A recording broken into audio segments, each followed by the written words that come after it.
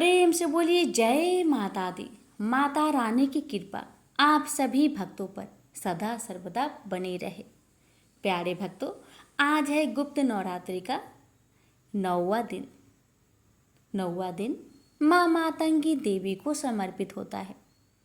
मातंगी देवी तंत्र विद्या, वाणी कला, संगीत, सिद्धि और सम्मोहन की देवी मानी जाती है।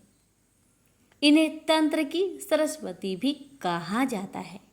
संगीत, गायन, लेखन, वक्तृत्व या किसी भी कला क्षेत्र में सफलता के लिए इनकी आराधना अत्यंत फलदायी होती है। माता मातंगी की साधना से वाणी में ऐसा आकर्षक आता है कि शत्रु भी मित्र बन जाते हैं। यह तांत्रिक दृष्टि से शब्द सिद्धि की देवी है। जो साधक गुप्त नवरात्रि में मातंगी की साधना करता है उसे दुर्लभ तांत्रिक शक्तियाँ प्राप्त होती है। मातंगी अपवित्रता को भी पवित्र बना देती है। वे सिखाती है कि संसार की किसी भी स्थिति में आप अपने अंदर का प्रकाश जगा सकते हैं। इस व्रत को करने और कथा सुनने से वाणी में अपूर्व प्रभाव और आकर्षक आता है। विद्या, बुद्धि, तर्क शक्ति और स्मरण शक्ति बढ़ती है। कला, संगीत, लेखन जैसे क्षेत्र में अद्भुत सफलता मिलती है। राज दरबार, सरकारी कार्य, राजनीति या जन समूह में प्रभाव बढ़ता है। शत्रुओं पर विजय और लोगों को अपने पक्ष में करने की शक्ति मिलती है। जो विद्यार्थी या कलाकार है उनके लिए यह व्रत अत्यंत फलदायी है। कुंडली की दोष, वाणी दोष या ग्रह बाधा हो तो शांति मिलती है। गुप्त विद्याओं में तंत्र साधना में रुचि रखने वाले को विशेष लाभ मिलता है। भक्तों, मातंगी माता की पूजा साधारण रूप से नहीं की जाती। इन्हें बासी भोजन या शेष अन्न अर्पण करना विशेष रूप से पूजनीय माना जाता है, क्योंकि ये माँ अपवित्रता में भी पवित्रता को दिखाना सिखाती है। इनकी पूजा में मन की सच्चाई और भावपूर्ण भक्ति ही सबसे बड़ा अर्पण है। अब जानते हैं माँ मातंगी की पूजन विधि के बारे में। भक्तों, पहले स्नान करके पीले या हरा वस्त्र पहने, पूजा स्थान पर चौकी बिछाकर उस पर हरा या पीला कपड़ा बिछाए, माँ मातंगी की फोटो या मूर्ति स्थापित करें, दीपक अगरबत्ती जलाए और माँ को फूल, अक्षत, कुमकुम, हल्दी अर्पित करें। माँ को भोग में मीठा या बासी खीर मिठाई अर्पण करें और माता के मंत्र का 108 बार जाप करें, आरती करें और माता से वाणी विद्या और आकर्षण शक्ति का आशीर्वाद मांगे। अब जानते हैं इस दिन के करने योग्य उपाय। भक्तों, पहला उपाय, माँ मातंगी की तस्वीर के सामने बैठकर ओम मातंगे नमः मंत्र का 108 बार जाप करें। फिर माँ को बासी खीर या मिठाई का भोग अर्पित करें। ऐसा करने से आपकी वाणी में प्रभाव और मधुरता आती है।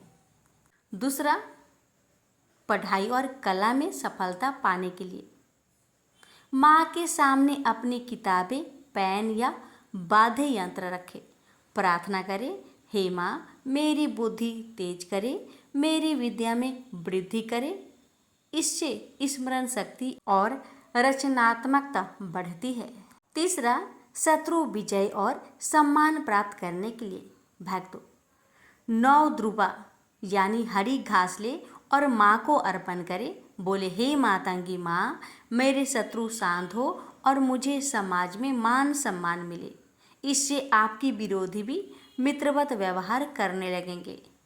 अब आइए श्रवण करते हैं माँ मातंगी की व्रत कथा को पूरा सुने और दूसरे भक्तों के पास भी शेयर करें। माँ सभी भक्तों की हर मनोकामना को पूर्ण करे। जय माँ। मातंगी माता की पौराणिक कथा। एक समय भगवान विष्णु एवं देवी लक्ष्मी दोनों साथ में शिव जी एवं देवी पार्वती से भेंट करने के लिए कैलाश पर्वत पर पधारे। भगवान शिव एवं देवी पार्वती ने दोनों का भव्य स्वागत किया और उनके लिए भोजन की व्यवस्था की। अन्न ग्रहण करते समय अन्न के कुछ अंश भूमि पर गिर गए। भूमि पर गिरे अन्न से एक सुंदर कन्या उत्पन्न हुई तथा उसने उच्चिष्ट भोजन का आग्रह किया। चारों देवताओं ने उन्हें प्रसाद के रूप में उच्चिष्ट भोजन प्रदान किया। इस तरह यह देवी बाद में मातंगी कहलाई। 10 महाविद्याओं में से 9वीं महाविद्या देवी मातंगी ही है। मातंगी देवी को प्रकृति की स्वामिनी देवी बताया गया है। माता मातंगी के कुछ प्रसिद्ध नाम हैं: सुमुखी, लघु श्यामा या श्यामा मला, राज मातंगी, कर्ण मातंगी, चंड मातंगी, वश्य मातंगी, मातंगेश्वरी आदि। गुप्त नवरात्रि में 9वीं तिथि को देवी मातंगी की पूजा और साधना होती है। मातंग शिव का नाम है। इनकी शक्ति मातंगी है। देवी मातंगी गहरे नीले रंग की है। देवी मातंगी मस्तक पर अर्धचंद्र धारण करती है और माँ के 3 ओजपूर्ण नेत्र है। माता रत्नों से जड़े सिंहासन पर आसीन है। देवी मातंगी के एक हाथ में गुंजा के बीजों की माला है तो दाएं हाथों में वीणा तथा कपाल है तथा बाएं हाथों में खड्ग है। देवी मातंगी अभय मुद्रा में है। देवी मातंगी के संग तोता भी है जो वाणी और वाचन का प्रतीक माना जाता है। 4 भुजाओं में इन्होंने कपाल जिसके ऊपर तोता बैठा, वीणा, खड्ग, वैद्य धारण किया है। माँ मातंगी तांत्रिकों की सरस्वती है। मान्यता के अनुसार कहते हैं कि चांडाल महिलाओं ने देवी पार्वती की पूजा आराधना करने उन्हें अपना ही जूठन खाया हुआ भोजन लगा दिया तो देवगण और शिवगण नाराज हो गए, परंतु देवी पार्वती ने उन चंडालियों की भक्त को देखते हुए माता ने मातंगी रूप धारण करके उनके भोग को स्वीकार करके ग्रहण कर लिया। तभी से माता मातंगी कहलाई जाने लगी। मातंगी देवी इंद्रजाल और जादू के प्रभाव को नष्ट करती है। देवी को वचन, तंत्र और कला की देवी भी माना गया है। माँ का जूठन का भोग अर्पित किया जाता है। प्रेम से बोलिए माँ मातंगी की जय। अब आइए श्रवण करते हैं माँ भगवती की कथा। कथा इस प्रकार है कि प्राचीन काल में धरती पर दुर्गम नाम का एक दैत्य निवास करता था।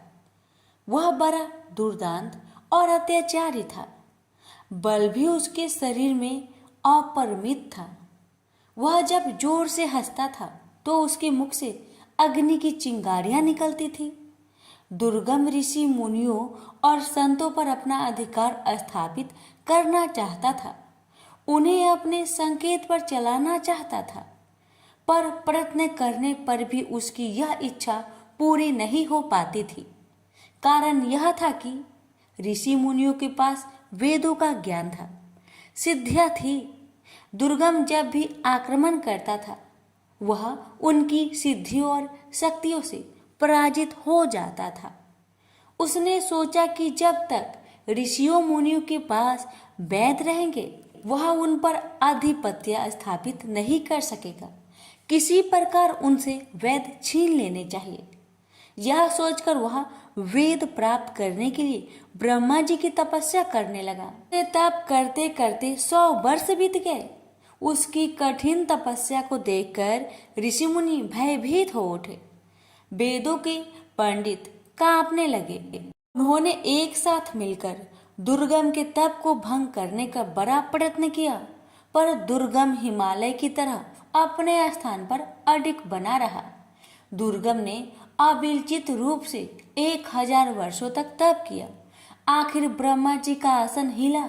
उन्होंने प्रकट होकर दुर्गम से कहा, वत्स, मैं तुम्हारी तपस्या से प्रसन्न हूँ, बोलो तुम्हें क्या चाहिए।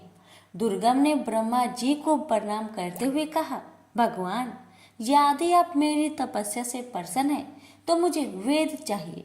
ब्रह्मा जी वरदान देकर चले गए।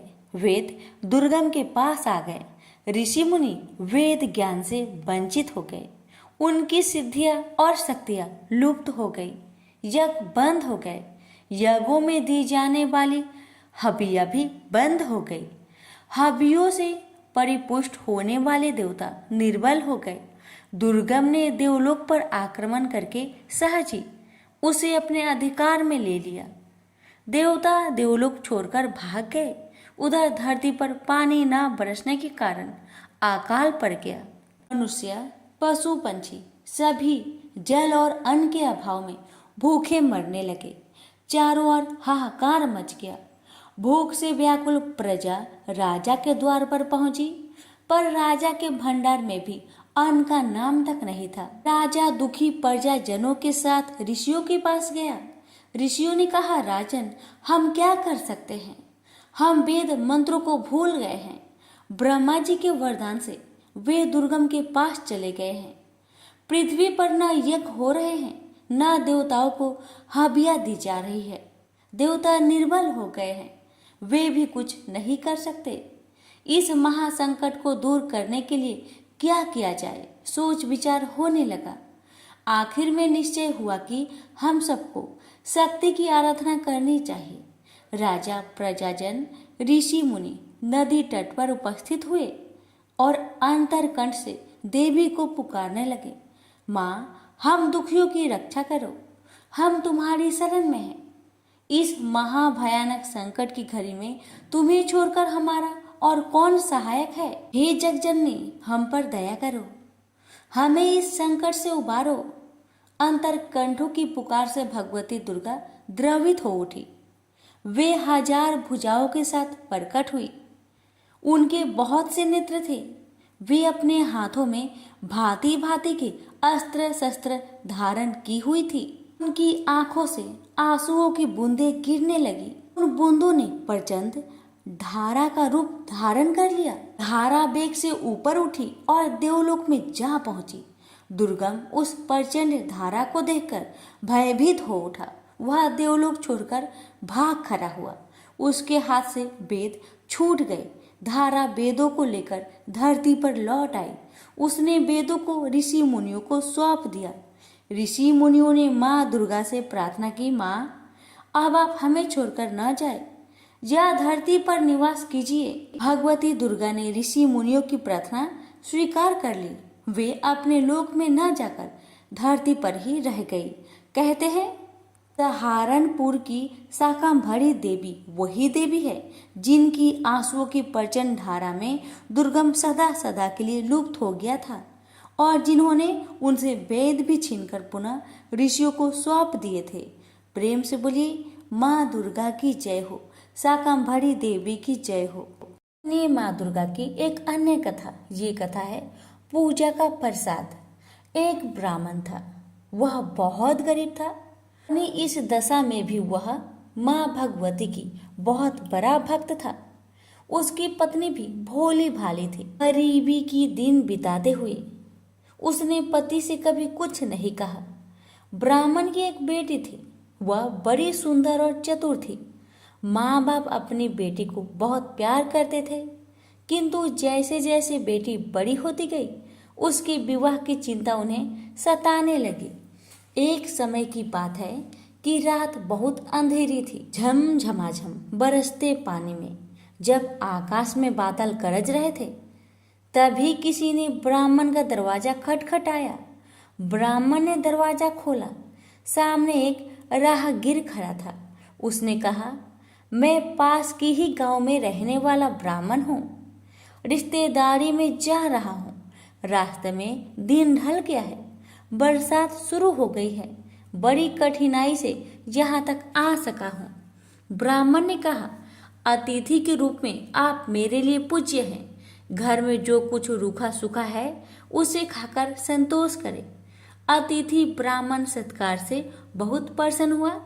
बातों बातों में उसे ब्राह्मण की गरीबी और बेटी के विवाह की चिंता की भनक पड़ गई। उसने ब्राह्मण से कहा, आप चिंता ना करें, मेरे गांव में ब्राह्मण का ही एक सुशील लड़का है। मैं आपकी बेटी के हाथ पीले करवाने की जिम्मेदारी उठाता हूँ। दूसरे दिन वह ब्राह्मण चला गया। उसी के प्रयत्न से ब्राह्मण की पुत्री का विवाह हो गया। मगर एक इच्छा और रह गई।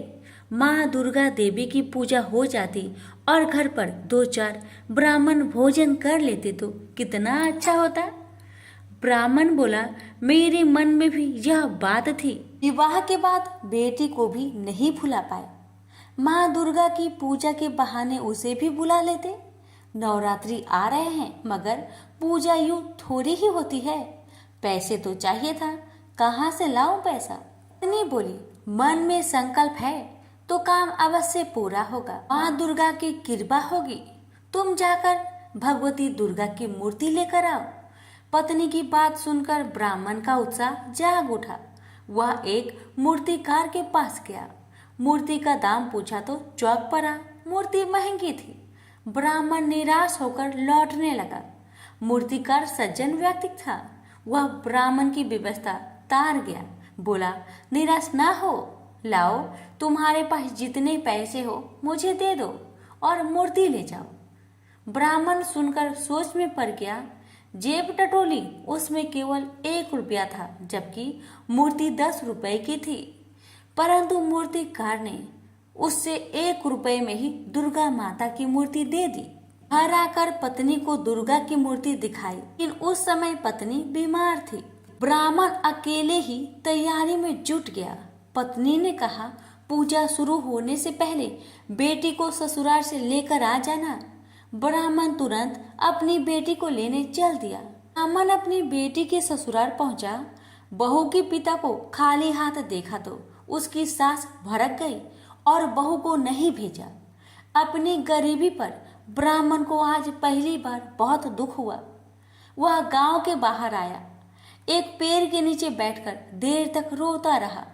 तभी उनके कानों में आवाज आई, पिताजी चलिए, मैं आ गई। बड़ी मुश्किल से सास ने भेजा है। ब्राह्मण ने आंखें उठाकर देखा, उसकी लड़की सामने थी। घर आकर ब्राह्मण, ब्राह्मणी और उसकी बेटी ने बड़ी श्रद्धा से देवी की पूजा की। किसी तरह जुगाड़ करके देवी के प्रसाद लिए, कुछ फल और दूसरी सामग्री जुटा ली। परंतु समस्या थी कि इतने कम प्रसाद से काम कैसे चलेगा। ब्राह्मण की बेटी ने कहा, पिताजी आप चिंता ना करें, जिसे चाहे बुला लीजिए। देवी का प्रसाद मैं स्वयं अपने हाथों से बांटूंगी। धड़कते दिल से ब्राह्मण ने आस पड़ोस के लोगों को बुला लिया। पूजा की समाप्ति पर लड़की ने प्रसाद बांटा। ब्राह्मण और उसकी पत्नी देखकर आश्चर्यचकित रह गई कि प्रसाद कम नहीं हुआ, बल्कि प्रसाद पर्याप्त मात्रा में बच रहा था। दूसरे दिन ब्राह्मण सवेरे उठा, नहा धोकर देवी की पूजा में रखे जल के घड़े की ओर चला। वह उसे ले जाकर देवी की मूर्ति के साथ नदी में विसर्जन करना चाहता था। जैसे ही ब्राह्मण घड़े के पास आया, उसने देखा कि उसकी लड़की घड़े से पानी लेकर पी रही है। यह देखकर ब्राह्मण क्रोध से बोला, तूने पूजा का जल ही अपवित्र कर दिया। माँ दुर्गा अवश्य नाराज हो जाएगी। मैं उन्हें मनाने के लिए पूजा करता हूँ और तुम तो बर्बादी कर दी। इससे अच्छा तुम ससुराल में रहती तो ही अच्छा था। इतना कहकर ब्राह्मण फिर से पूजा में बैठ गया। लड़की अपनी बीमार माँ के पास आई और बोली, माँ अब मैं वापस ससुराल जा रही हूँ, तुम बिल्कुल ठीक हो जाएगी, चिंता मत करना। कुछ देर बाद ब्राह्मण पूजा से उठा। अब उसको अपनी गलती पर बहुत पछतावा हो रहा था। ने अपनी बिटिया रानी को क्यों डांटा, मुझे नहीं डांटना चाहिए था। तभी पत्नी फटाक से बिस्तर से उठकर आई और बोली, बिटिया को क्या कहा? मेरी बिटिया तो चली गई, प्रसाद भी नहीं ले गई। ब्राह्मण ने कहा, बस क्या बताओ, मुझसे गलती हो गई। तुम खाट से उठकर यहाँ क्यों चली आई? जाकर आराम करो, तुम्हारा तबीयत खराब है ना? पत्नी बोली, नहीं, मैं अब बिल्कुल ठीक हूँ। देखो मेरा बुखार भी नहीं है और मुझे कमजोरी भी नहीं लग रही है। तुम प्रसाद के कुछ फल ले जाओ और मेरी बेटी के ससुराल में देकर आओ। पत्नी की बात सुनकर ब्राह्मण देवी की पूजा का फल लेकर तुरंत घर से निकल गया और बेटी के ससुराल में पहुंचा। बेटी से जाकर कहा, अरे तुम नाराज होकर चली आई, तुम प्रसाद भी लेकर नहीं आई। बेटी, माँ बाप से कोई इस तरह नाराज नहीं होता है। पिता की बात सुनकर बेटी ने कहा, पिताजी मैं तो यही थी, आपके साथ गई ही नहीं। लड़की बोली। अब ब्राह्मण का सर चकरा गया। ब्राह्मण ने सारी बात अपनी बेटी को बताई। यह सुनकर सभी चकित रह गए थे। ब्राह्मण बोला, वह और कोई नहीं, माँ दुर्गा ही थी। माँ ने अपने घड़े का जल स्वयं ही पी लिया था, अपनी पूजा का फल स्वयं ही खाए। मैं तो धन्य हो गया। ससुराल वाले भी लज्जित थे कि उन्होंने बहू को उसके मायके में नहीं भेजा। प्रेम से बोलिए माता रानी की जय। सुनिए एक अन्य कथा। ये कथा है माँ दुर्गा से जुड़ी रेवती नक्षत्र की कथा। प्राचीन काल में ऋषित्वक नाम का एक मुनि थे। उनकी बुद्धि बड़ी विलक्षण थी। उनके यहाँ समयानुसार पुत्र उत्सव हुआ। रेवती का चौथा चरण गंडात होता है, उसी में उस बालक की उत्पत्ति हुई। मुनि ने उस लड़के की जात कर्म आदि सभी क्रियाएं सविध संपन्न की थी। चूड़ाकरण और उपनयन आदि संस्कार भी संपन्न किए। महात्मा ऋतुवाक के यहाँ जब से उस पुत्र का जन्म हुआ, तभी से वे रोग और शोक से चिंतित रहने लगे। क्रोध और लोभ उन्हें सदा घेरे रहते थे। माता की भी यही स्थिति हो गई। उसे निरंतर अनेक रोग सताने लगे। वह उदास होकर चिंता में डूबी रहती थी। वह लड़का भी उद्दंड हो गया। तब मुनि अत्यंत चिंतित होकर सोचने लगे, कौन सा ऐसा कारण है जिससे मेरा यह पुत्र महान दुष्ट हो गया है। यह सोचकर वे गर्ग जी के पास गए और उनसे पूछा, भगवान आप ज्योतिष शास्त्र आचार्य हैं, मेरे पुत्र के दुराचारी होने का क्या कारण है। गर्ग जी बोले, मुने पुत्र के दुष्चरित्र होने में न तुम कारण हो और न माता तथा न कुल ही। रेवती का अंतिम चरण गंडात होता है, यही कारण है। क्योंकि मुने वही निंदित बेला तुम्हारे इस पुत्र के जन्म समय में बीत रही थी। अतएव तुम्हें दुखी करना इसका स्वभाव बन गया, दूसरा कोई भी कारण नहीं है। तुम उस दुख को दूर करने के लिए भगवती दुर्गा की आराधना करो।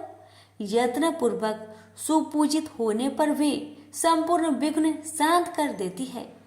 गर्ग जी की बात सुनकर ऋतुवाक मुनि क्रोध से मूर्छित हो गए। उन्होंने रेवती को श्राप दिया, वह आकाश से गिर जाए। उस समय नक्षत्र मंडल चमक रहा था, उधर सबके नेत्र लगे हुए थे। इतने में ही मुनि के श्राप से रेवती नक्षत्र आकाश से टूटकर उदगिरी पर आ पड़ा। रेवती के गिरने से वह पर्वत रेवतरु नाम से प्रसिद्ध हो गया। तब से उस पर्वत की शोभा और भी अधिक बढ़ गई।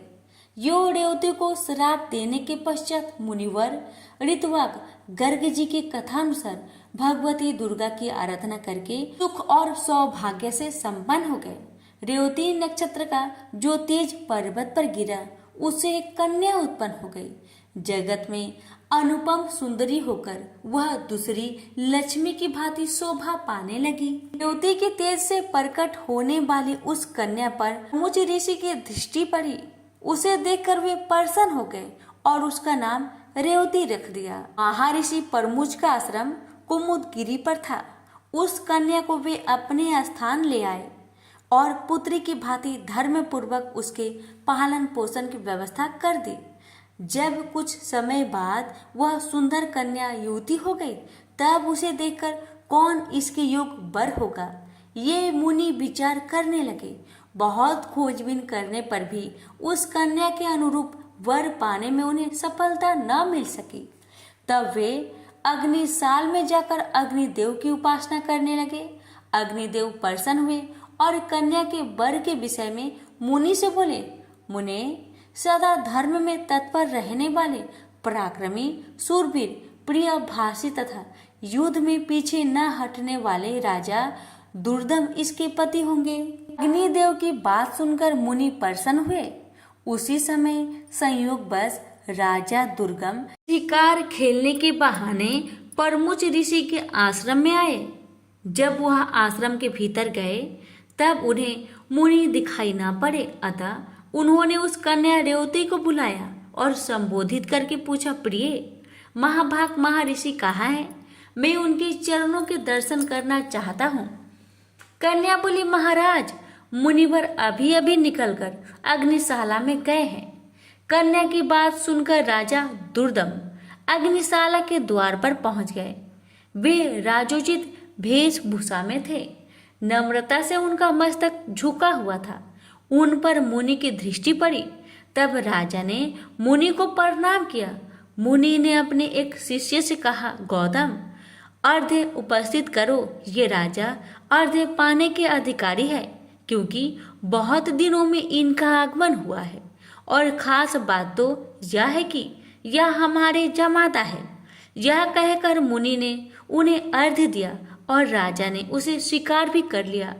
राजा दुर्दम अर्घ्य आदि के पश्चात आसन पर विराजमान हुए। मुनि ने आशीर्वाद देकर उन्हें संतुष्ट किया और कुशल पूछी। कहा, राजन तुम्हारी सेना खजाना, त्रिमंडली, भृत्य वर्ग, मंत्री वर्ग, देश नगर और स्वयं आत्मा में किसी प्रकार की अशांति तो नहीं है? तुम्हारी पत्नी की तो कुशल पूछनी ही नहीं है, क्योंकि वह तो मेरे यहाँ ही ठहरी हुई है। इसी से मैंने उसका समाचार नहीं पूछा। राजा ने कहा, भगवान आपकी कृपा से सर्वत्र कुशल है, पर मुझे यह बहुत आश्चर्य हो रहा है कि आपने मुझे जमाता कहा है, अतः मेरी कौन सी पत्नी आपके यहाँ है? मुनि बोले, राजन जो जगत में आदित्य सुंदरी है वह रेवती नाम की तुम्हारी पत्नी यहाँ है। वह किसी प्रकार तुम्हारी भार्या हुई, यह रहस्य तुम नहीं जानते। राजा ने कहा, प्रभु की सुभद्रा आदि भार्याएं घर पर है, उन्हीं को मैं जानता हूँ। रेवती के संबंध में तो मैं कुछ भी नहीं जानता। मुनि बोले, राजन तुमने अभी जिसे प्रिय शब्द से संबोधित किया है वही तुम्हारी प्रेयसी भार्या है। एक क्षण भी तो नहीं हुआ तुम इसे भूल गए। राजा ने कहा, मुनि आप जो कह रहे हैं वह ठीक है। मैंने वैसे ही प्रिय शब्द कहकर बुलाया। में मेरी कोई भी कुतिसित भावना नहीं थी। इस संबंध में आप मुझ पर अप्रसन्न न हो। मुनि बोले, राजन तुम ठीक कहते हो, तुम्हारे मन में कोई बुरा विचार नहीं है। तो अग्निदेव की प्रेरणा से तुम्हें ऐसे शब्द का उच्चारण करना पड़ा। इस कन्या के पति कौन होंगे? यह बात अभी मैंने अग्निदेव से पूछी थी। उन्होंने कहा है राजा दुर्दम कन्या के स्वामी होंगे। इसे कोई नहीं टाल सकता। इसलिए राजन मैं यह कन्या तुम्हारी सेवा में समर्पित करता हूँ। इसे स्वीकार करो। तुमने इसे प्रिय शब्द से संबोधित किया था। विषय में तो कुछ विचार ही नहीं करना चाहिए। मुनि की बात सुनकर राजा चुप हो गए। अब मुनि उनके विवाह की विधि संपन्न करने की व्यवस्था करने लगे। पानी ग्रहण संस्कार करने के यत्न में संलग्न मुनि को देखकर कन्या ने कहा, पिताजी उचित तो यह है कि आप मेरा विवाह रेवती नक्षत्र में ही करने की कृपा करें। मुनि बोले, बत्से अनेकों विवाहिक नक्षत्र है, फिर रेवती नक्षत्र में ही क्यों विवाह करें? रेवती तो इस समय नक्षत्र मंडल में है भी नहीं। कन्या ने कहा, रेवती से भिन्न नक्षत्र मेरा विवाह संस्कार सुमोचित न होगा। अतएव मैं आपसे प्रार्थना करती हूँ इस नक्षत्र में ही मेरी विवाहिक रस्में संपन्न करने की कृपा करें। मुनि बोले, बहुत समय पहले ऋतुवाक मुनि ने रेवती को नक्षत्र मंडल से नीचे गिरा दिया था। अब वहाँ स्थान नहीं रहा है। फिर उसी नक्षत्र में विवाह करने के लिए तुम क्यों जोर दे रही हो? कन्या बोली, क्या केवल ऋतुवाक मुनि ने ही तपस्या की है? मन वाणी अथवा कर्म से ऐसी तपस्या करने की क्या आप में योग्यता नहीं है? आप तो जगत की रचना करने में समर्थ हैं। मैं आपका तपबल खूब जानती हूँ। अतः आप रेवती को नक्षत्र मंडल में पुनः स्थापित करके उसी नक्षत्र में मेरा विवाह कीजिए। मुनि बोले, तुम्हारा कल्याण हो। तुम जैसा कहती हो ऐसा ही होगा। मैं तुम्हारे लिए आज ही रेवती नक्षत्र को शुभ मार्ग में स्थित करके उसी नक्षत्र में तुम्हारा विवाह संस्कार संपन्न करूंगा। यह कहकर मुनि ने अपनी तपस्या के प्रभाव से उसी समय रेवती को नक्षत्र मंडल में पूर्ववत स्थापित कर दिया। फिर उसी नक्षत्र में वैवाहिक विधि के अनुसार मुनि ने राजा दुर्दम को वह रेवती नामक कन्या सौंप दी। विवाह कर देने के पश्चात मुनि ने राजा से कहा, वीर, तुम्हें क्या पाने की इच्छा है, कहो, उसे मैं पूर्ण करने को उद्धत हूँ। राजा बोले, मुनिवर, मैं स्वयंभू मनु का वंशक हूँ। आपकी कृपा से मुझे मनवंतर का आदि शास्त्र पुत्र प्राप्त हो, यह मेरी अभिलाषा है। मुनि ने कहा, राजन, यदि तुम्हारी इच्छा ऐसी है तो भगवती दुर्गा की आराधना करो, तब मनवंतर का स्वामी पुत्र तुम्हें अवश्य प्राप्त होगा। श्रीमद् देवी भागवत 5वां पुराण है। उसकी 5 आवृत्तियां श्रवण करने से तुम अपने मन के अनुसार पुत्र प्राप्त कर लोगे। इस रेवती के गर्भ से 5वां यानी रेवत नाम मनु उत्पन्न होगा। मुनि की यो कहने पर राजा ने उनके चरणों में मस्तक झुकाया और अपनी पत्नी को साथ लेकर वे अपने नगर को चले गए और राजगद्दी पर बैठकर उन्होंने शासन आरंभ कर दिया। एक बार महात्मा लोमश जी राजभवन में पधारे। राजा ने प्रणाम करके उनका स्वागत सत्कार किया और हाथ जोड़कर कहा, मुने, आप सर्वसमर्थ है, मुझे पुत्र पाने की इच्छा है, अतः आप श्रीमद् देवी भागवत नाम का पुराण सुनाने की कृपा कीजिए। राजा की बात सुनकर लोमश जी बड़े प्रसन्न हुए और बोले, राजन, तुम धन्य हो। तभी तो त्रिलोक जननी भगवती दुर्गा में तुम्हारी ऐसी भक्ति जागृत हो गई है। जो भगवती जगदम्बिका देवता, दानव और मनुष्य की परम आराध्य है, उनमें जब तुम्हारी भक्ति हो गई तब फिर तुम्हारा कार्य सिद्ध होने में क्या संदेह है। अतएव मैं तुम्हें देवी भगवत पुराण अवश्य सुनाऊंगा।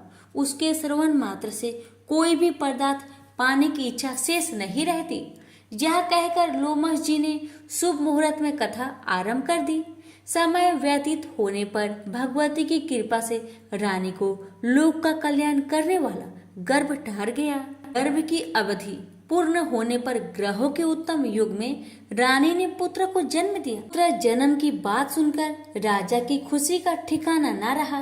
फिर रेवत नाम से विख्यात वह बालक संपूर्ण क्रियाओं का परगामी, धर्मात्मा, धर्म का प्रवचन एवं अनुष्ठान करने वाला, परम पराक्रमी तथा अस्त्र बेताओं में सर्वश्रेष्ठ निकला। तदंतर ब्रह्मा जी ने रेवत को मनु के पद पर प्रतिष्ठित कर दिया। रेवत मनवंतर के स्वामी बनकर धर्म पूर्वक पृथ्वी पर शासन करने लगे। प्रेम से बोलिए जगदम्बा माता की जय। देवी कवच यानी दुर्गा कवच पाठ। पौराणिक मान्यता है कि मंत्रों में बहुत शक्ति होती है। अगर इस मंत्रों को सही से पढ़ा जाए तो प्रतिकूल कंपन को अधिक सकारात्मक और आकर्षक कंपन में बदलने की क्षमता होती है। अगर आप अपने चारों ओर फैली नकारात्मकता से परेशान हैं और आपको कोई रास्ता नहीं दिखाई पड़ रहा, तो आपको दुर्गा कवच का पाठ करना चाहिए। ऐसा कहा जाता है कि वह व्यक्ति जो ईमानदारी से भक्ति और सही उच्चारण के साथ नियमित रूप से दुर्गा कवच को पढ़ता या सुनता है, वह सभी बुराइयों से संरक्षित रहता है। 18 प्रमुख पुराणों में से एक मार्कंडेय पुराण के अंदर दुर्गा कवच, देवी कवच के श्लोकों का उल्लेख है।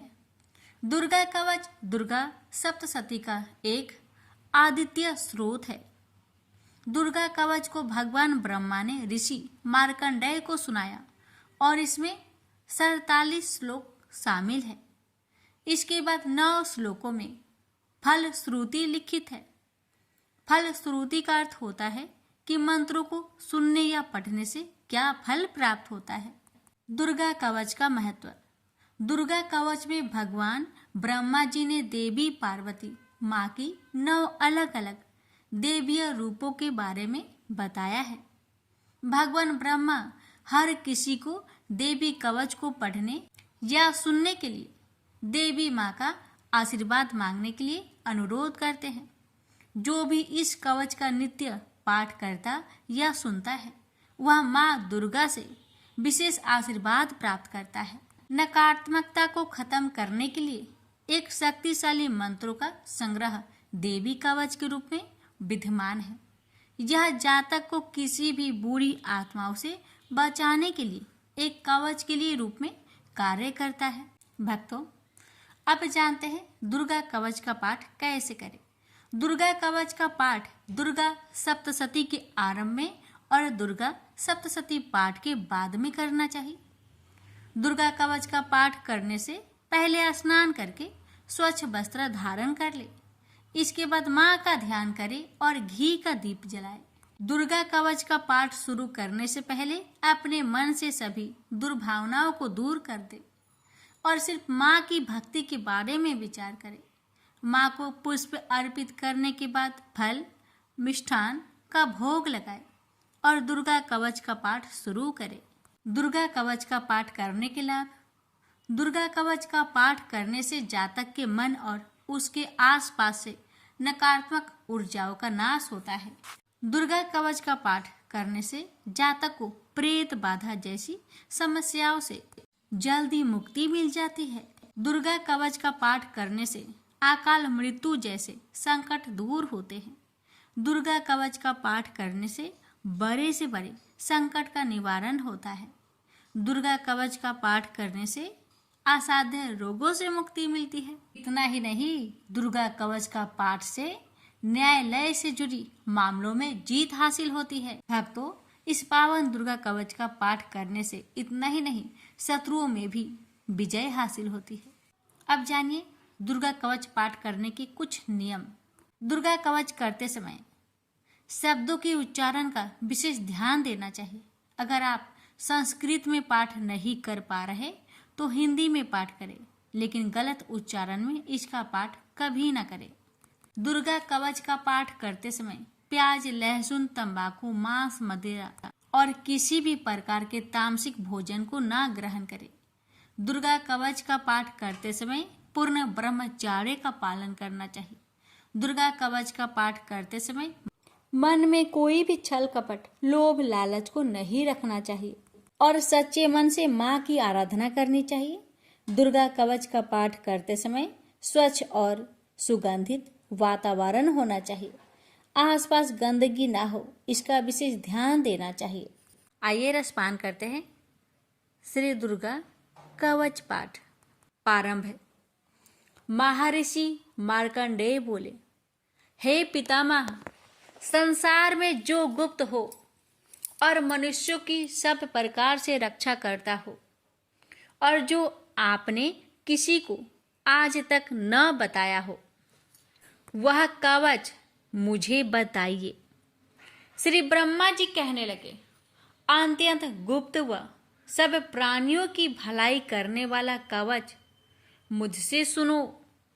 प्रथम शैलपुत्री, दूसरी ब्रह्मचारिणी, तीसरी चंद्र घंटा, चौथी कुष्मांडा, पांचवी स्कंद माता, छठी कात्यायनी, सातवीं कालरात्रि, आठवीं महागौरी, नौवीं सिद्धिदात्री। यह देवी की 9 मूर्तियां हैं और यह 9 दुर्गा कहलाती है।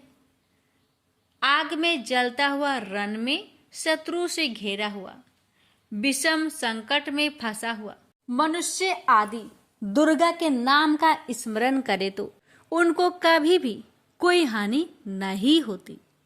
रण में उसके लिए कुछ भी आपत्ति नहीं और ना उसे किसी प्रकार का दुख या डर ही होता है। हे देवी, जिसने श्रद्धा पूर्वक तुम्हारा स्मरण किया है उसकी वृद्धि होती है और जो तुम्हारा चिंतन करते हैं उनकी तुम निस्संदेह रक्षा करने वाली हो। चामुंडा प्रेत पर, वारही भैंसे पर, ऐन्द्री हाथी पर, वैष्णवी गरुड़ पर आसन जमाती है। हे महेश्वरी बैल पर, कौमारी मोर पर और हाथ में कमल लिए हुए विष्णु प्रिया लक्ष्मी जी की कमल के आसन पर विराजती है। बैल पर बैठी हुई ईश्वरी देवी ने श्वेत रूप धारण कर रखा है और ब्रह्मी देवी हंस पर बैठती है और सब प्रकार के आभूषणों से विभूषित है। इस प्रकार यह सब माताएं सब प्रकार के योग शक्तियों से युक्त और अनेक प्रकार के रत्न धारण किए हुए हैं। भक्तों की रक्षा के लिए संपूर्ण देवियां रथ में बैठी तथा क्रोध में भरी हुई दिखाई देती है और ये शंख, चक्र, गदा, शक्ति, हल और मूसल, खेटक और तोमर, परशु तथा पास, कुंती और त्रिशूल एवं उत्तम सारंग, धनुष आदि शास्त्रों को दैत्य के नाश के लिए और भक्तों की रक्षा के लिए है और देवताओं के कल्याण के लिए धारण किए हैं। हे महारुद्रे, अत्यंत घोर पराक्रम, महान बल और महान उत्साह वाली देवी, तुमको मैं नमस्कार करता हूँ। हे देवी, तुम्हारा दर्शन दुर्लभ है तथा आप शत्रुओं के भय को बढ़ाने वाली है। हे जगदम्बिके, मेरी रक्षा करो। पूर्व दिशा में ऐन्द्री मेरी रक्षा करे। अग्निकोण में अग्नि शक्ति, दक्षिण में वाराही देवी, नेतृत्व कोण में खड़क धारिणी देवी मेरी रक्षा करे। बारूनी पश्चिम दिशा में, वायु कोण में मृग वाहिनी, उत्तर में कौमारी और ईशान में शूलधारिणी देवी मेरी रक्षा करे। ब्राह्मणी ऊपर की ओर से मेरी रक्षा करे और वैष्णवी देवी नीचे की ओर मेरी रक्षा करे। और इसी प्रकार 100 पर बैठी चामुंडा देवी 10 दिशाओं में मेरी रक्षा करे। जया आगे, विजया पीछे, बाई और अजीता, दाहिनी और अपराजिता मेरी रक्षा करे। उधोतिनी देवी शिखा की रक्षा करे तथा उमा सिर में स्थित होकर रक्षा करे। इसी प्रकार मस्तक में मालाधरी देवी रक्षा करे और यशस्वी देवी मेरी भौहों का संरक्षण करे। भौहों के मध्य भाग में त्रिनेत्रा नथुनों की यम घंटा देवी रक्षा करे। नेत्रों के मध्य में शंखिनी देवी और द्वार बासिनी कानों की रक्षा करे।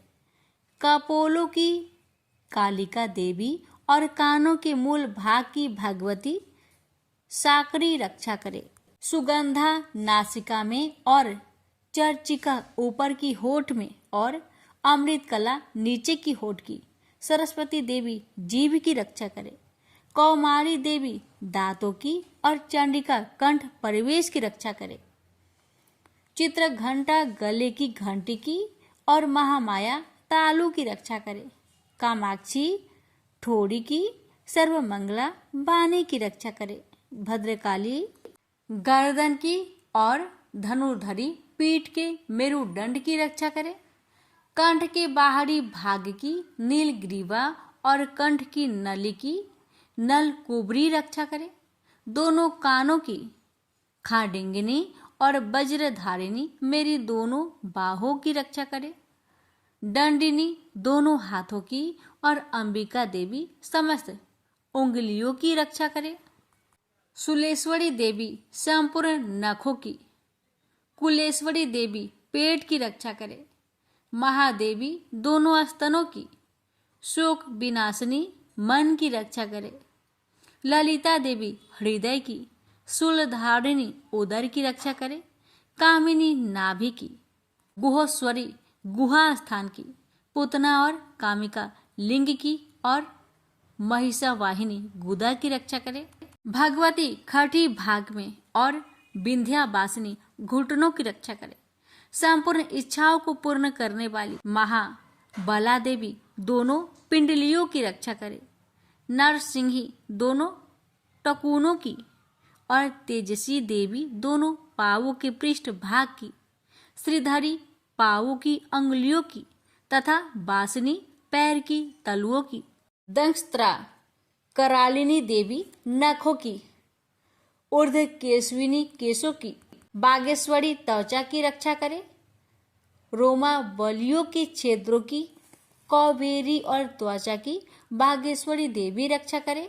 पार्वती देवी रक्त, मज्जा, वसा, मांस, हड्डी की रक्षा करे। कालरात्रि आंतों की रक्षा करे। मुकुटेश्वरी देवी पित्त की। पद्मावती कमल कोश की। चूड़ामणि कफ की रक्षा करे। ज्वालामुखी नसों के जल की रक्षा करे। अभेदा देवी शरीर के सब जोड़ों की रक्षा करे। ब्राह्मणी मेरे वीर्य की। छत्रेश्वरी छाया की और धर्म धारिणी मेरे अहंकार मन तथा बुद्धि की रक्षा करे। प्राण अपान समान उदान और व्यान की वज्रहस्ता देवी रक्षा करे। कल्याण शोभना मेरे प्राण की रक्षा करे। रस, रूप, गंध, शब्द और स्पर्श इन विषयों का अनुभव करते समय योगिनी देवी मेरी रक्षा करे तथा मेरे सत्वगुण, रजोगुण, तमोगुण की रक्षा नारायणी देवी करे। आयु की रक्षा बाराही देवी करे। वैष्णवी धर्म की तथा चक्रिनी देवी मेरी यश, कृति, लक्ष्मी, धन, विद्या की रक्षा करे। इंद्राणी मेरे शरीर की रक्षा करे और हे चंडिके आप मेरे पशुओं की रक्षा करें। महालक्ष्मी मेरे पुत्रों की रक्षा करे और भैरवी मेरी पत्नी की रक्षा करे। मेरे पथ की सुपथा तथा मार्ग की क्षमा करी देवी रक्षा करे।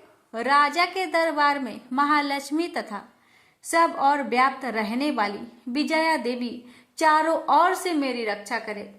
जो स्थान रक्षा से रहित हो और कवच में रच गया हो उसका पापों का नाश करने वाली जयंती देवी रक्षा करे। अपना शुभ चाहने वाले मनुष्य को बिना कवच के एक पग भी कहीं न जाना चाहिए, क्योंकि कवच रखने वाला मनुष्य जहां भी जाता है वहां उसे अवश्य धन लाभ होता है तथा विजय प्राप्त करता है। अभीष्ट वस्तु की इच्छा करता है वह उसको इस कवच के प्रभाव से अवश्य मिलती है और वह इसी संसार में महा ऐश्वर्य को प्राप्त होता है। कवचधारी मनुष्य निर्भय होता है और वह तीनों लोकों में माननीय होता है। देवी का यह कवच देवताओं के लिए भी कठिन है। जो नित्य प्रति नियम पूर्वक तीनों संध्याओं को श्रद्धा के साथ इनका पठन पाठन करता है उसे देव शक्ति प्राप्त होती है। वह तीनों लोकों को जीत सकता है तथा अकाल मृत्यु से रहित होकर 100 वर्ष तक जीवित रहता है।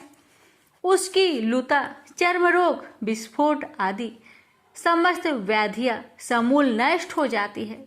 वह अस्थावर, जंगम तथा कृत्रिम विष दूर होकर उनका कोई असर नहीं होता है तथा समस्त अभिचारक प्रयोग और इस तरह के जितने मंत्र तंत्र इत्यादि होते हैं इस कवच के हृदय में धारण कर लेने पर नष्ट हो जाते हैं।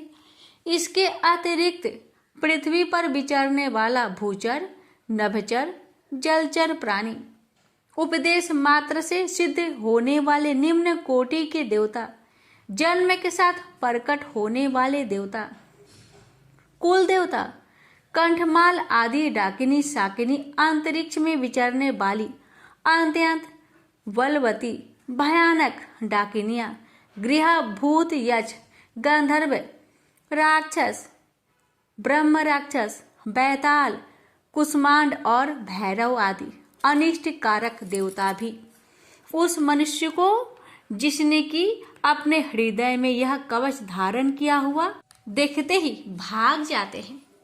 इस कारण कवच के धारण करने से मान और तेज बढ़ता है।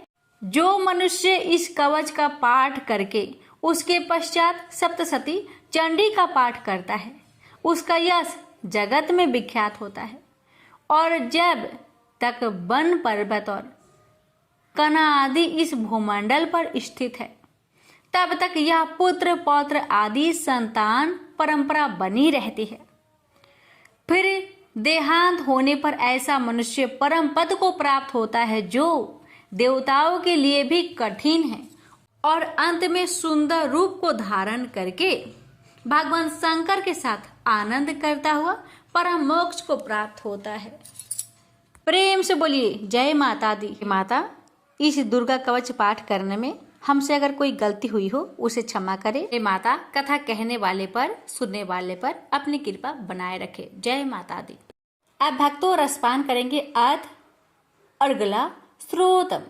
मार्कंडेय जी कहते हैं, जयंती मंगला काली भद्र काली कपालिनी दुर्गा क्षमा शिवा धात्री स्वाहा और स्वधा, इन नामों से प्रसिद्ध देवी तुम्हें मैं नमस्कार करता हूँ। हे देवी, तुम्हारी जय हो।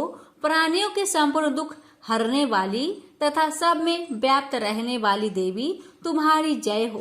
काल रात्रि तुम्हें नमस्कार है।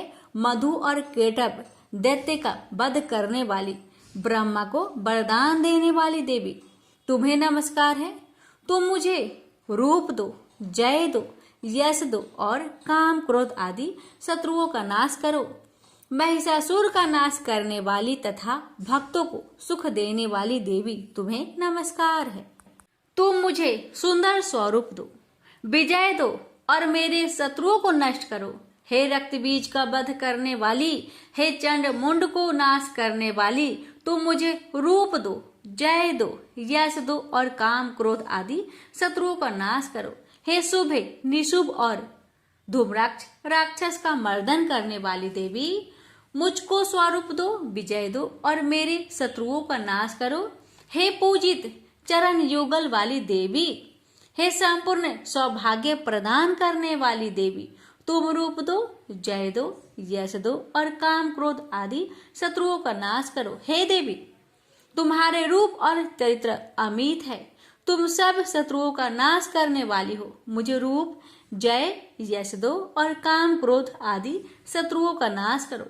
पाप को दूर करने वाली चंडिके, इस संसार में जो भक्ति से तुम्हारा पूजन करते हैं उनको तुम रूप तथा विजय और यश दो तथा उनके शत्रुओं का नाश करो। रोगों का नाश करने वाली चंडिके, जो भक्ति पूर्वक तुम्हारी पूजा करते हैं उन्हें रूप दो, यश दो और उनके काम क्रोध आदि शत्रुओं का नाश करो। हे चंडिके, इस संसार में जो भक्ति से तुम्हारी पूजा करते हैं उनको तुम विजय और यश दो तथा उनके शत्रुओं का नाश करो। हे देवी, मुझे सौभाग्य दो और आरोग्य दो, परम सुख दो, रूप दो, जय दो, यश दो और मेरे काम क्रोध आदि शत्रुओं का नाश करो। हे देवी, जो मुझसे वैर रखते हैं उनका नाश करो और मुझे अधिक बल प्रदान कर रूप, जय, यश दो और मेरे शत्रुओं का संहार करो। हे देवी, मेरा कल्याण करो और मुझे उत्तम संपत्ति प्रदान करो। रूप, जय, यश दो और काम क्रोध आदि शत्रुओं का नाश करो। हे देवता तथा राक्षसों के मुकुट रत्नों से स्पर्श किए हुए चरणों वाली देवी, हे अंबिके, मुझे रूप दो, विजय तथा यश दो और मेरे शत्रुओं का नाश करो। और हे देवी, अपने भक्तों को विद्वान, कीर्तिवान और लक्ष्मीवान बनाओ और उन्हें रूप दो, उन्हें जय दो और उनके शत्रुओं का नाश करो। हे प्रचंड दैत्यों के अभिमान का नाश करने वाली चंडिके, मुझे शरणागत को रूप दो, विजय दो, यश दो और मेरे शत्रुओं का नाश करो। हे चार भुजाओं वाली, हे ब्रह्मा द्वारा प्रशंसित परमेश्वरी, आप मुझे रूप दो, जय दो, यश दो और मेरे शत्रुओं को नष्ट करो। निरंतर भक्ति से भगवान विष्णु से सदा स्तुति की हुई हे अंबिके, रूप, यश, जय दो और मेरे शत्रुओं को नष्ट करो।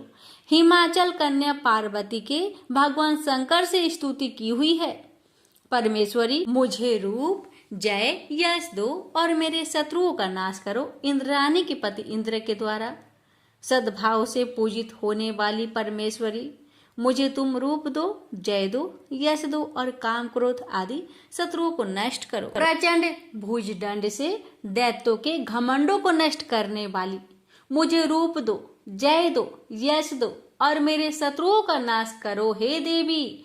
तुम अपने भक्तों को सदा असीम आनंद देती हो। मुझे रूप, जय, यश दो और मेरे काम, क्रोध आदि शत्रुओं को नष्ट करो। देवी, मेरी इच्छा अनुसार चलने वाली सुंदर स्त्री मुझे प्रदान करो कि संसार सागर से तरने वाली तथा उत्तम कुल में उत्पन्न हुई हो। जो मनुष्य पहले इस स्रोतम का पाठ करता है और फिर सप्तशती रूपी महास्रोत का पाठ करता है, वह सप्तशती की जप संख्या से मिलने वाले श्रेष्ठ फल को प्राप्त होता है और उसके साथ ही उसे प्रचुर धन भी प्राप्त होता है। प्रेम से बोलिए जय माता दी। भक्तों रसपान करे अर्थ किलक स्रोतम। महर्षि मार्कंडेय बोले, निर्मल ज्ञान रूपी शरीर धारण करने वाली, देवत्रय रूप दिव्य 3 नेत्र वाली, जो कल्याण प्राप्ति के हेतु है तथा अपने मस्तक पर अध्र चंद्र धारण करने वाली है, उन भगवान शंकर को नमस्कार है। जो मनुष्य अभिकीलक मंत्रों को जानता है वही पुरुष कल्याण को प्राप्त करता है। जो अन्य मंत्रों को जाप कर केवल सप्तशती स्रोत से ही देवी की स्तुति करता है, उसको इससे ही देवी की सिद्धि हो जाती है। उन्हें अपने कार्य की सिद्धि के लिए दूसरे की साधना करने की आवश्यकता नहीं रहती। बिना जप के ही उनके उच्चाटन आदि सिद्ध हो जाते हैं। लोगों के मन में शंका थी कि केवल सप्तशती की उपासना से अथवा सप्तशती को छोड़कर अन्य मंत्रों की उपासना से भी समान रूप से सब कार्य सिद्ध हो जाते हैं, तब इनमें कौन सा श्रेष्ठ साधन है। लोगों की इस शंका को ध्यान में रखकर भगवान शंकर ने अपने पास आए हुए जिज्ञासुओं को समझाया कि यह सप्तशती नामक संपूर्ण स्रोत ही कल्याण कर देने वाला है। इसके पश्चात भगवान शंकर ने चंडिका के सप्तशती नामक स्रोत को गुप्त कर दिया, अतः मनुष्य इसको बड़े पुण्य से प्राप्त करता है। जो मनुष्य कृष्ण पक्ष की 14 अथवा अष्टमी को एकाग्रचित होकर देवी को अपना सर्वस्व समर्पित कर देता है और फिर उसे प्रसाद रूप से ग्रहण करता है, उस पर दुर्गा प्रसन्न होती है, अन्यथा नहीं होती। इस प्रकार सिद्ध के प्रतिबंधक रूप कील के द्वारा भगवान शंकर ने इस स्रोत को कीलित कर रखा है। जो पुरुष इस सप्तशती को निष्कीलन करके नित्य पाठ करता है वह सिद्ध हो जाता है, वही देवों का पार्षद होता है और वह गंधर्व होता है। सर्वत्र विचरते रहने पर भी उस मनुष्य को इस संसार में कहीं कोई डर नहीं होता। वह आप मृत्यु के बस में नहीं पड़ता और मरकर मोक्ष की प्राप्ति हो जाती है। किंतु इस कीलक की विधि को जानकर ही सप्तशती का पाठ करना चाहिए। जो ऐसा नहीं करता वह नष्ट हो जाता है। कीलन और निष्कीलन संबंधी जानकारी के पश्चात ही यह स्रोत निर्दोष होता है और विद्वान पुरुष इस स्रोत का ही पाठ आरंभ करते हैं। स्त्रियों में जो कुछ सौभाग्य आदि दिखाई देता है वह सब इस पाठ की ही कृपा है। इसलिए इस कल्याणकारी स्रोत का सदा पाठ करना चाहिए। इस स्रोत का सने पाठ करने से भी स्वलभ फल की प्राप्ति होती है और उच्च स्वर से ही इसका पाठ आरंभ करना चाहिए। जिस देव के प्रसाद से ऐश्वर्य, सौभाग्य, आरोग्य, संपत्ति, शत्रुनाश तथा परम मोक्ष की प्राप्ति होती है, उस देवी की स्तुति मनुष्य को अवश्य करनी चाहिए। हे माता, इस कवच पाठ को कहने में अगर हमसे कोई भूल चूक हुई हो तो मुझे क्षमा करें और इस पाठ को सुनने वाले भक्तों पर अपनी कृपा सदा बनाए रखे और मुझ पर भी अपनी कृपा बनाए रखे। प्रेम से बोलिए जय माता दी। क्षमा प्रार्थना। हमें देवी माता से इस प्रकार क्षमा याचना करनी चाहिए। हे परमेश्वरी, मेरे द्वारा रात दिन बहुत से अपराध होते रहते हैं। मुझे अपना दास समझकर मेरे उन अपराधों को आप कृपा पूर्वक क्षमा करिए। परमेश्वरी, मैं आह्वान करना नहीं जानती, विसर्जन करना नहीं जानती तथा पूजा करने का ढंग भी नहीं जानती। हे माँ, मुझे क्षमा करिए। देवी सुरेश्वरी, मैंने जो मंत्रहीन ना मंत्रों को मैं जानती हूँ, क्रियाहीन ना क्रियाओं को जानती हूँ और भक्तिहीन ना भक्ति के प्रकार जानती हूँ। पूजन क्या है वह सब आपकी कृपा से पूरे हो। सैकड़ों अपराध करने के बाद भी जो आपके शरण में आके जगदम्बा कहकर पुकारता है उसे वह गति प्राप्त होती है जो ब्रह्मादि देवताओं के लिए भी पाना आसान नहीं है। जगदम्बिके, मैं अपराधी हूँ किंतु आपकी शरण में आया हूँ। इस समय दया का पात्र हूँ, आप जैसा चाहे वैसा करे। हे देवी परमेश्वरी, अज्ञान बस भूल से या बुद्धि भ्रष्ट होने के कारण मैंने जो भी न्यूनता या अधिकता कर दी हो वह सब क्षमा करे और प्रसन्न होइए। सच्चिदानंद स्वरूपा परमेश्वरी, जगत माता कामेश्वरी, आप प्रेम पूर्वक मेरी यह पूजा स्वीकार करें और मुझ पर प्रसन्न रहे। देवी सुरेश्वरी, आप गोपनीय से भी गोपनीय वस्तु की रक्षा करने वाली हैं। मेरी निवेदन किए हुए इस जप को ग्रहण करिए, आपकी कृपा से मुझे सिद्धि प्राप्त हो। इस प्रकार क्षमा प्रार्थना मंत्र के पाठ से दुर्गा माता आपके जाने अनजाने में हुए सारे अपराधों को क्षमा करेंगी और उनकी कृपा सदैव आपके ऊपर बनी रहेगी। तो प्रेम से बोलिए जगदम्बा माता की जय।